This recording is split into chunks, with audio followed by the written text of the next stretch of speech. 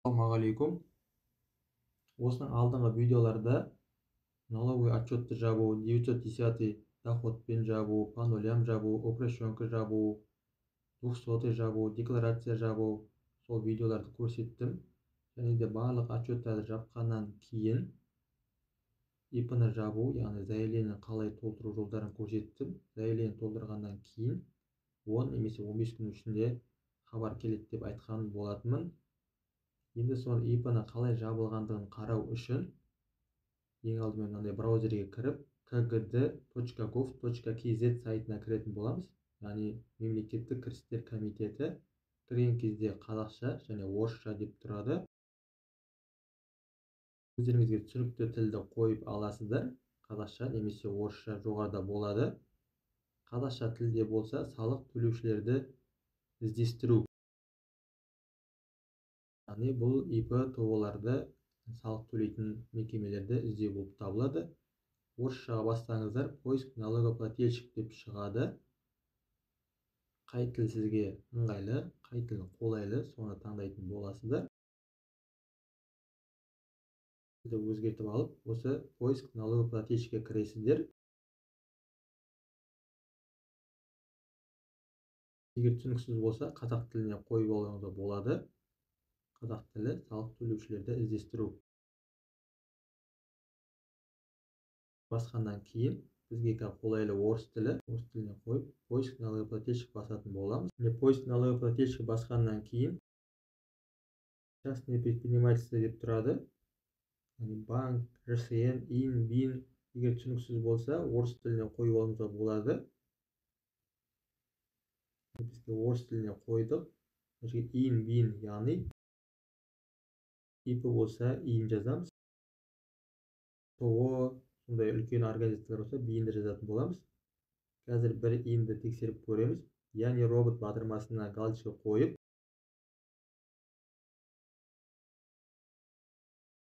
поиск батырмасын басамыз. Егер сізде яғни робот дегеннен кейін галочка қойғаннан картинкалар шықса, сол картинкаларды мұқият таңдайсыздар. Светофор болса светофор, дымоход болса дымоход, автобус болса автобус, машина болса машина деген сияқты соны міндетті түрде таңдауларыңыз қажет. Міне біздер результат поиска шықты. Аты ИП Қуаныш, тип, яғни ИП, яғни РНН нөмірі шығып тұр. Және ИН, БИН, яғни физлицо болғасын, ИП болғасын, ИНі шығып тұр. Дата регистрация 23 қараша 2022 жыл.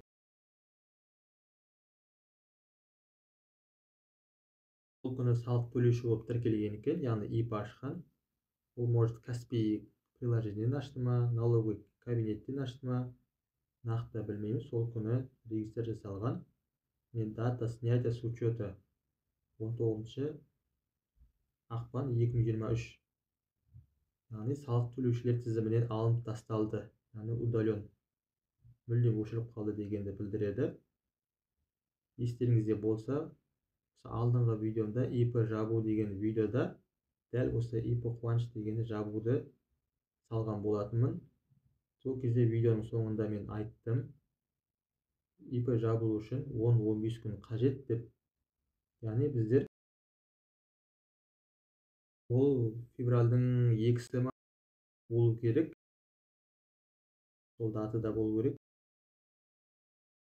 Бізде 18 күні, 19 күні жабылып тұр. Яғни 17 күнде қаралған екен. Ол енді сіздердің салық органдарыңызға байланысты. Бізде Ақтөбе қаласы болғасын мүмкін, ол жақта запрос көп шығар. Сіздердің органдарыңызда райондарда мүмкін аз болғандықтан тез қабылдайтын шығар, 3 рабочий күнде қабылдайтын шығар, мен нақты білмеймін. Жалпы 10-15 күнде күтесіздер. Тағы да бір ИН-БИНді тексеріп қарадық. Бізде оны жабуға тапсырдық. Оның өзі 9 февральда ашылған екен, регистр жасалып. Ол ИП жұмыс жасамайтын болғандықтан шешім қабылдап, кешегіде 17 февраль күні тапсырдық ИП-ны жабуға. Мен қарасаңыздар, дата регистрация 9 ақпан 2023. Біздер 17 ақпан күні тапсырғанмен, бізде бүгін 20 ақпан, то есть дата снятия с учета әлі жоқ. яғни әлі қаралуда, салық органында қаралып жатыр. Бұны біз мүмкін 10 немесе 15 күн күтіп қалуымыз мүмкін. ИП қуанышты біздер 2 ақпаннан 19 ақпан аралығында 17 күн күттік. Бұны неше күн күтетініміз пока что белгісіз. Себебі бұл Аягөзский район, Шығыс Қазақстан жақ, бұл басқа жақ. Ол жақта неше күн қаралатынын мен білмеймін. Мүмкін бір жеті, 5 күн, 3 күн. Дәл осы жерде дата снят с учета деген шығып тұрады. Егер сол шықса, сіздердің ИП-ларыңыз дұрыс жабылған, бәрі нақты, бәрі дұрыс.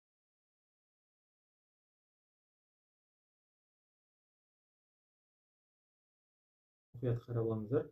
Осы жерден дәл жоғарыға басып, иін теріп, Яни Роуд батырмасын басып, қайтадан поиск батырмасын басасыздар. Қарасаңыздар, тағы да біреуін ашты. Яғни ол кісі де 19 ақпан күні жабылды. Сол ақпанның 2 күні барлығына бірдей тапсырған болатынмын ИП жабуды. Мына жерде поисктың қасында версия для печати деп шығып тұрады.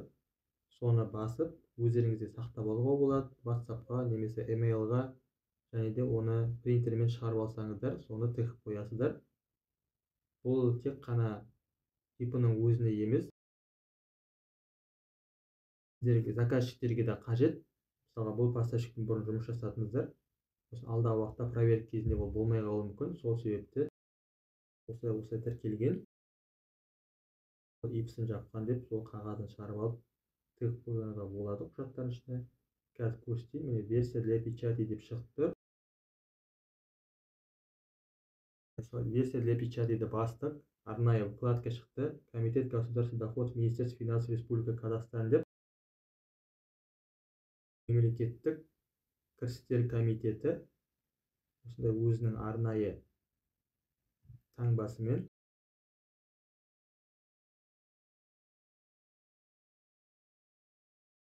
иін результат поиска ИП қуаныш, ИП РНН, иін дата регистрация 23 ноябрь, дата снятия с учета 19 ақпан 2023 деп барлығы көрсеткен.